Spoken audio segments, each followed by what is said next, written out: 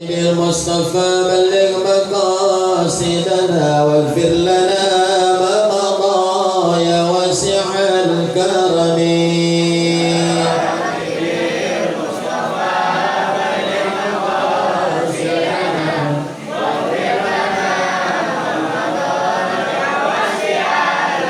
محمد سيد الكونين والثقلين والفريقين من عرب ومن عجم.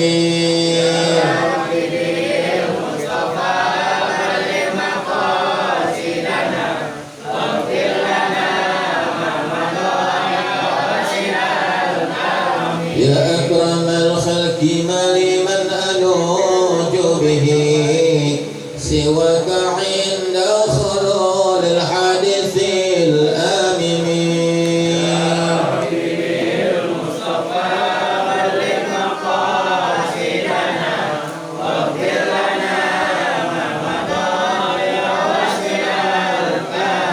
يا أكرم الخلق ما لمن ألوج به سواك عند خلول الحادث الآمم. يا رب بالمصطفى بلغ مقاصدنا واغفر لنا ما مضى يا واسع الكرم. اللهم صل وسلم وبارك عليه وعلى آله. Bismillahirrahmanirrahim. Alhamdulillahirabbil alamin. Salatu wassalamu ala asrafil anbiya wal mursalin sayyidina wa maulana Muhammadin sayyidina wa maulana Muhammadin wa ala alihi wa sahbihi ajma'in, amma ba'du. Qala rabbi shrah li sadri wa yassir li amri wa hlul 'uqdatam min lisani yafqahu qawli. Sallallahu alaihi wasallam. Ma'asyiral hadirin jamaah Masjid Dzikir Darul Farah yang dimuliakan oleh Allah Subhanahu wa taala, wabil khusus para orang tua kita yang hadir bersama kita. Ada Bapak RT Sumino, ada Bapak Ustadz Ilham Nasution, ada Bapak Nur Yahya, dan juga Bapak Suhar, Bapak Ikhwan yang selalu menghiasi dan mentakmirkan majelis ini. Maka sangat satu harapan kita mohon kepada Allah Subhanahu wa taala dengan hadirnya orang-orang tua kita yang selalu istiqomah memberikan contoh kepada kita selaku yang muda. Insyaallah beliau-beliau semua orang-orang tua kita yang keadaan sehat walafiat, panjangkan umur dalam taat ibadah kepada Allah Subhanahu wa taala. Puji syukur kehadiran Allah Subhanahu wa taala. Kita sholawat dan salam kita sampaikan atas junjungan kita baginda Nabi besar Muhammad Sallallahu Alaihi Wasallam beserta para keluarga, sahabat dan pengikutnya. Hadirin jamaah yang dimuliakan oleh Allah Subhanahu Wa Taala, sebagaimana di awal majlis ini sudah dapat kita buka dengan membaca tawasul, membaca surah Yasin, membaca Ratibul Atas dan juga tadzkir Maulid Nabi kita Muhammad Sallallahu Alaihi Wasallam. Maka mudah-mudahan dengan bacaan-bacaan tersebut yang merupakan amalan-amalan kita setiap malam Jumat kita hadir dan berkumpul di tempat ini, yang tidak kita tinggalkan amalan tersebut, mudah-mudahan menjadi sababiah apa niat kita, hajat kita, keinginan kita, cita-cita kita semua baik-baik tentunya diijabah dan dikabulkan oleh Allah Subhanahu wa taala. Terlebih-lebih dengan kita hadir di dalam perkumpulan ini, di dalam majelis ini, Allah Subhanahu wa taala memberikan keuntungan kepada kita. Maka di antara keuntungan tersebut, di mana tidak keluar kita semua dari majelis ini melainkan dosa-dosa kita diampuni oleh Allah Subhanahu wa taala, dan apa yang dapat kita laksanakan, yang kita baca, yang kita basahi lisan kita dari Al-Quran, surah Yasin, dari zikir dalam Ratibul Atas, dari sholawat kepada Nabi kita Muhammad Sallallahu Alaihi Wasallam, dari huruf demi huruf, insya Allah semuanya akan dilipat gandakan pahalanya oleh Allah Subhanahu wa taala. Ma'asyiral hadirin jamaah yang dimuliakan oleh Allah Subhanahu wa taala, maka sedikit di dalam pertemuan kita malam hari ini tentunya kita sudah memasuki daripada bulan Dzulhijjah. Malam hari ini kita sudah masuk di tanggal 3 daripada bulan Dzulhijjah 1446 Hijriah. Bulan Dzulhijjah adalah bulan yang dimuliakan oleh Allah Subhanahu wa taala. Maka di dalam bulan Dzulhijjah tersebut ada dua peristiwa besar di dalam satu bulan ini, yaitu di mana Allah Subhanahu wa taala memerintahkan atas orang-orang muslim yang mengaku beriman kepada Allah, bersaksi kepada Nabi kita Muhammad sallallahu alaihi wasallam, yaitu untuk melaksanakan ibadah haji ke tanah suci Mekah Al-Mukarramah, berziarah ke makam baginda Nabi Muhammad sallallahu alaihi wasallam. Yang tentunya di dalam perintah tersebut adalah merupakan salah satu kewajiban bagi setiap muslim yang memang sudah diberikan kecukupan, artinya dia sudah dapat mampu di dalam melaksanakan ibadah tersebut, mampu secara fisik, mampu secara finansial, harta, yang kesemuanya itu adalah merupakan kewajiban yang diperintahkan oleh Allah Subhanahu wa taala. Sebagaimana Allah Subhanahu wa taala telah menegaskan di dalam salah satu firman-Nya surat Ali Imran ayat 97, walillahi 'alan nasi hijjul baiti man istata'a ilaihi sabila. Kata Allah Subhanahu wa taala, dan bagi Allah atas manusia untuk melaksanakan ibadah haji, yang tentunya manusia ini diwajibkan oleh Allah Subhanahu wa taala bila mana man istata'a ilaihi sabila, dia mempunyai kemampuan, dia mempunyai kecukupan. Dari kemampuan dan kecukupan apa? Yaitu kesehatan, rezeki, ilmu. Ini adalah merupakan salah satu kefarduan atas kewajiban seorang muslim yang memang harus bisa dilaksanakan, dan pelaksanaannya, panggilan tersebut adalah pada bulan Dzulhijjah. Kita harus punya niat tuh, ya, punya niat. Kalaupun mungkin secara lahiriah dan dohiriah kita rasanya belum mungkin, ya, bukan nggak mungkin, belum mungkin, ya. Tapi kita punya apa? Punya niat, ya. Kata guru kita tuh, niatul mukmin khairum min amalih, ya. Bahwa niatnya seorang mukmin itu adalah lebih bagus, lebih baik daripada amalnya, ya. Jadi sebagai muslim, yang dimana kita ini beriman kepada Allah dan Rasulnya, kita harus punya niat. Yang mana kita ini kepengen melaksanakan ibadah haji, harus ada niat itu, ya.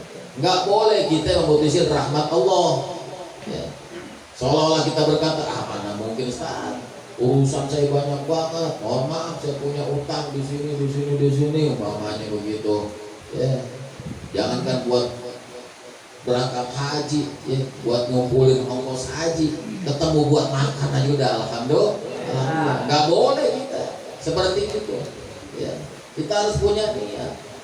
Kenapa dianjurkan kita harus punya niat? Ya, karena di sini Allah Subhanahu wa taala, ya, mempunyai sifat rahmat dan rahim, ya. Allah Maha Pengasih, tidak pernah pilih kasih. Allah Maha Penyayang, kasih sayang Allah tidaklah terbilang. Artinya apa? Sekalipun siapapun di antara diri kita, atau ada saudara kita, atau ada tetangga kita yang memang dia melaksanakan haji tahun ini, mendapatkan kesempatan, ya, menjadi duyufullah, menjadi tamunya Allah Subhanahu wa taala, dia pergi ke kota suci Mekah Al-Mukarramah, Madinatul Munawwarah, dia berziarah ke makam Rasulullah SAW, ya. Akan tetapi bisa saja hajinya tidak diterima oleh Allah Subhanahu wa taala. Kita yang kita nggak berangkat, ya, jasad kita, tubuh kita masih di Indonesia, tapi kita punya niat, itulah yang diterima oleh Allah Subhanahu wa taala. Bisa nggak kira-kira begitu? Bisa aja. Kalau Allah udah kehendaki kepada siapapun, ya, di antara kita kalau kita udah punya niat yang bagus, yang baik, ya, tadi tuh niatul mukmin khairun min amali, ya, niatnya seorang mukmin itu adalah lebih baik, lebih bagus daripada amalnya. Kita memang belum melaksanakan ibadah haji, ya, karena banyak kemungkinan, tapi saya punya niat, kepengen banget berangkat haji. Hal ini dikisahkan, ya, di zaman tabi'in, ya, di zaman tabi'in ada orang tua yang kerjaannya ngesol sepatu, ya, di pasar di zaman tabi'in ini. Terus yang sudah barang tentu siapapun di antara orang yang bila mana dia punya sepatu atau sendal yang disol pasti akan ada bayarannya, ya, ada bayarannya nggak? Ada bayarannya. Nanti orang tua tersebut nih kalau habis ngesol dikasih bayaran tuh sama tuh orang. Nah uniknya kalau umpamanya dibayar 5.000, 2,5 masuk ke kantongnya, 2,5 masuk di celengan, 2,5 2.500 masuk ke kantongnya, 2,5 masuk ke celengan. Terus ini orang ada yang perhatiin di zaman tabi'in tersebut, ada yang perhatiin. Unik nih katanya nih, tukang sol bisa seperti ini. Ditanya nih sama ulama, ya, sama ulama nih ditanya nih, ya, bapak, ya, aku perhatikan dari kejauhan di sana, ya, ketika engkau selesai ngesol, ngerapikan sepatu atau sendal yang memang merasa disol itu sepatu dan sendalnya, kemudian engkau diberikan upah, aku lihat, ya, 2.500 masuk kantong, 2.500 dicelengin. Apa maksudnya? Kata itu Kang Sol, ya, yang 2.500 ini buat keluargaku, yang 2.500 lagi nih aku celengin, aku punya niat pengen berangkat haji. Yang padahal mohon maaf secara matematika, ya, hitungan kalau cuma nyelengin 2.500, ya, yang pendapatan tukang sol itu tidak setiap harinya sesuai dengan targetnya, apa mungkin? Ya, kata kita, akal kita tuh begitu. Tapi kalau kata iman itu pasti mungkin, ya. Yang pada akhirnya di zaman tabi'in tersebut ini tukang sol dia punya niat seperti itu tuh, ya. Ini ulama di zaman tabi'in dia melaksanakan ibadah haji, kemudian dia lihat ini tukang sol sedang tawaf di Ka'bah, sedang tawaf di Ka'bah. Pulang daripada selesai ibadah haji, ini ulama yang di zaman tabi'in tersebut menemui tukang sol tersebut, ya. Dan ini ulama menceritakan, aku melihat engkau sedang tawaf di Ka'bah. Kata ini tukang sol, mana mungkin, om aku gak berangkat haji, aku gak berangkat haji, ongkos yang aku celengin belum cukup, ya. Nah inilah yang dikatakan niatul mukmin khairun min amali. Niatnya seorang mukmin lebih bagus, lebih baik daripada amal. Artinya orang yang melaksanakan ibadah haji belum tentu keterima hajinya, ya. Tapi bagi orang-orang yang punya niat ikhlas, ya, dia punya keinginan kepengen, bagaimana caranya dia kepengen, Allah catat tuh, Allah lihat, Allah pandang hatinya karena punya niat yang baik, ya. Nah makanya kalau kita punya niat yang baik, udah jangan pakai setengah-setengah, ya. Jangan pakai tanggung-tanggung. Jadi kita punya Allah, ya. Jadi biar Allah yang berkehendak kepada kita. Kita punya niat, ya. Kita minta, ya Allah, saya kepengen banget berangkat haji, ya.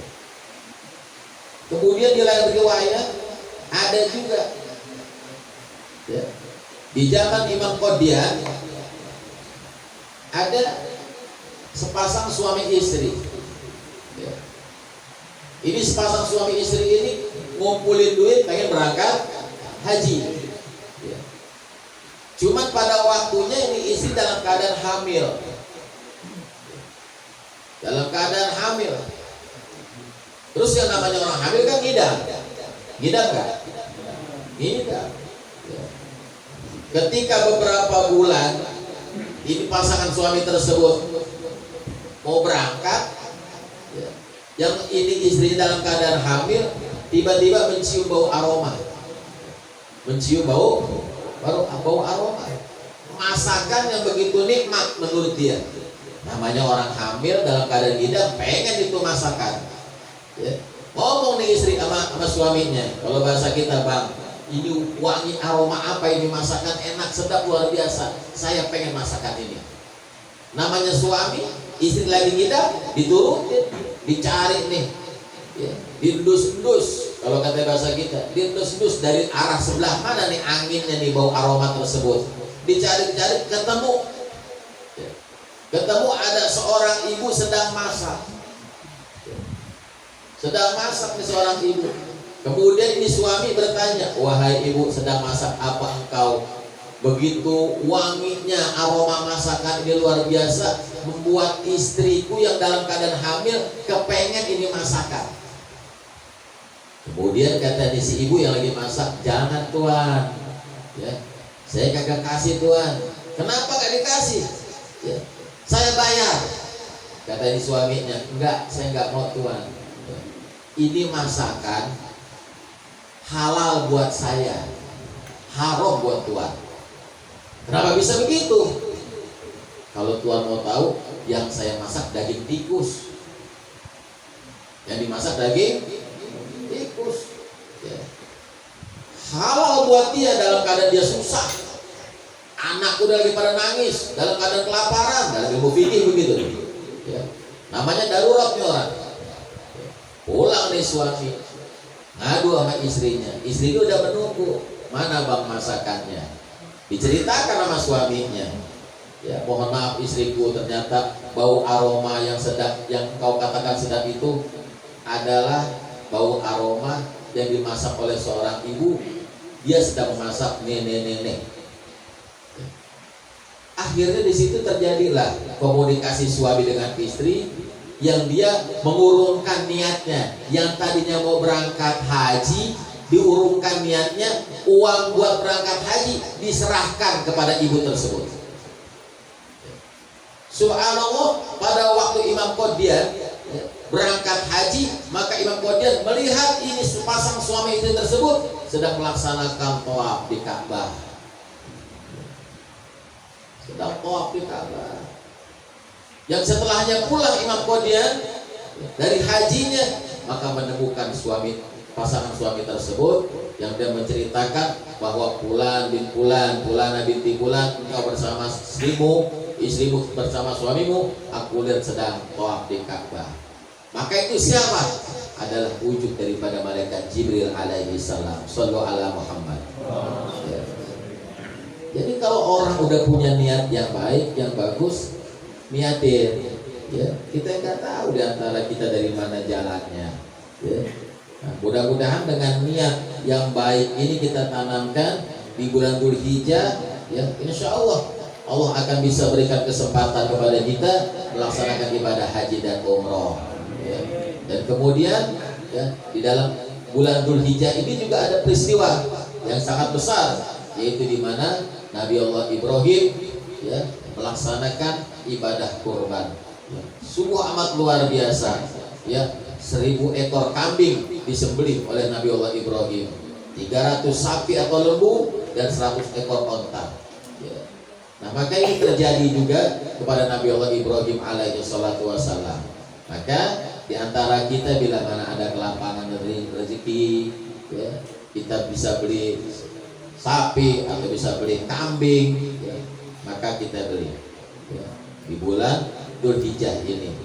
Kita niatin, ya, jangan sampai Allah berikan kelapangan rezeki kita enggak bisa membeli satu ekor acam, ya, kambing, ya kita beli. Niat kita buat sunnah kurban. Ya, kalau di mana kita ada kelapangan rezeki, kemudian kita enggak mau berkorban, di dalam salah satu hadis Rasulullah SAW, man kana lahu sa'atun falam yudhiha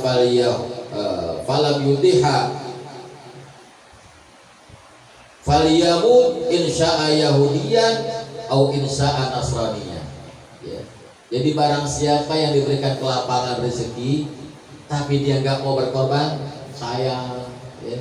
Duitnya sayang buat beli kambing 3 juta, 3 juta setengah, 4 juta, sayang. Nah itu tuh orang tuh nanti tuh kata Allah yang melalui hadis nabinya, siap-siap tuh orang yang begitu tuh, ya. Allah punya cara, mau dimatiin dengan cara Yahudi atau dengan cara Nasrani, ya. Naudzubillah min dzalik, ya. Nah, ya, kemungkinan ya dua peristiwa ini mungkin kita baru punya niat, ya. Baru punya niat saja, ya, buat berangkat haji kita belum sanggup, ya, biayanya belum cukup. Pengen punya niat berkorban tapi juga uangnya belum cukup, belum ada. Nah, Nabi SAW kasih solusi, ya, jangan pernah tinggalkan ini niat yang sangat mudah. Apa? Kita berpuasa, ya, puasa di bulan Dzulhijjah. Cakepnya kemarin tuh dari tanggal 1 tuh, ya, cakepnya. Ya, tapi para ulama salafun shalihun, ya, kalau kita memang belum bisa untuk melaksanakan ibadah puasa dari tanggal 1 Dzulhijjah kemarin, ya, ambil atau, ya, di tanggal berapa? Tanggal 8 dan 9, ya. Kapan itu yang disebut dengan hari, ya, Tarwiyah dan Arafah, ya. Puasa tuh kapan waktunya? Rebo besok, Rebo, ya, puasa di hari Tarwiyah. Kamis hari Arafah, puasa tuh 2 hari tuh. Nabi jamin siapa orang yang berpuasa di hari Arafah, ya, maka Allah ampunin dosanya dia selama 1 tahun. Artinya dosa 1 tahun diampuni bersama Allah Subhanahu wa Ta'ala. Dan siapa orang berpuasa di hari kedua Tarwiyah, ya, dosa 1 tahun, ya, dan dosa 1 tahun yang lalu pun diampuni oleh Allah Subhanahu wa Ta'ala. Ya, subhanallah, 2 hari ini, ya, dianjurkan oleh Nabi kita Muhammad SAW puasa, ya. Jangan kita emang berangkat haji emang belum dipanggil sama Allah, ya. Kemudian korban, ya, memang kita belum bisa, ya. Maka sedikitnya kata Imam Ibnu Abbas radhiyallahu an, kalau emang kita belum bisa korban beli sapi, beli kambing, beli domba, ya, minimal kata Imam Ibnu Abbas, ya, potong ayam jago, minimal potong ayam jago, ya. Tapi jangan pakai dibawa ke musola itu mah, ya. Jangan dibawa ke musola ke masjid, kali korban ayam dibawa ke musola ke masjid, jangan, potongnya sendiri, ya. Ittiba'a wa Rasul, ya, ngikut karena sunnah Rasulullah Sallallahu Alaihi Wasallam. Nah, nanti bila mana memang ada rezeki yang benar-benar Allah kasih bisa beli kambing, beli domba, nah itu baru dah tuh, ya. Itu pun kalau kita bisa potong sendiri, potong di rumah kita, ya. Syiar kurban begitu. Kalau emang bisa kita potong nih, saya udah bisa beli kambingnya nih, saya mau potong sendiri, kita bisa potongnya, ya. Kita bisa bacanya, kita tahu tata cara dan adabnya potong sendiri, ya. Kalau namanya, ya, musola, masjid, ya, itu sarana tempat ibadah yang mungkin bisa memfasilitasi siapa di antara kita yang mungkin, ya, kita nggak bisa potongnya karena kita nggak tahu tata caranya, baru deh anterin ke musola, anterin ke masjid, ya. Silakan kalau kita bisa potong di rumah kita masing-masing, ya. Insya Allah tetesan daripada darah hewan kurban yang kita saksikan tersebut, ya, nanti akan bersaksi di hadapan Allah Subhanahu wa Ta'ala, ya. Nah, jadi puasa besok tuh, ya. Ramadan sebulan kita bisa, ya. Masa besok 2 hari kagak bisa puasa, jangan sampai kagak puasa, ya. Jadi Rebo sama Kamis, ya. Kemudian kesunahannya kalau puasa Ramadan ketika kita mau sholat sunnah Idul Fitri disunahkan makan dulu ya. Kalau puasa Ramadan ya, disunahkan makan dulu kita ya, minimal ya ngopi deh, teh gitu. Nah tapi kalau kita mau sholat Idul Adha ya, disunahkan makannya kapan? Setelah pulang daripada sholat sunnah tuh begitu ya. Nah jadi belajar besok kita puasa tuh ya di hari Tarbiyah dan Arafah. Maka mudah-mudahan dengan kita berpuasa 2 hari tersebut, insya Allah ya, dosa-dosa kita diampuni oleh Allah Subhanahu Wa Taala. Allah Subhanahu Wa Taala selalu memberikan daripada ya, predikat kepada kita sebagaimana ya, kita tergolong daripada orang-orang yang bertakwa kepada Allah Subhanahu Wa Taala. Amin ya Allah ya Rabbal alamin. Wallahu a'lam. Al-Fatihah.